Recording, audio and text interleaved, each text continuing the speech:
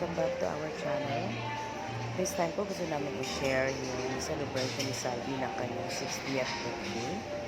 Trinay po namin dito sa 6 Doors Buffet located sa Uptown Mall, Taguig. First time po namin dito kasi madalas sa ibang mga buffet kami pero naghanap pa ko ng iba naman. So nakita ko itong 6 Doors. Okay naman po ang mga food nila. Ayan, makikita natin. Ang dami din po nilang choices. At ang isa pang maganda dito, napaka-love po ng venue nila. Maluwag yung place. Hiwa-hiwala yung lagayan ng mga food. Hindi tulad sa iba namin pinuntahan na halos magkakabanggaan kayo.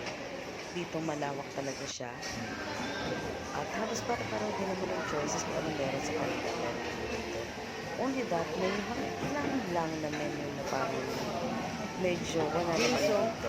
No? Pero okay lang kasi ang dami-dami pang choices.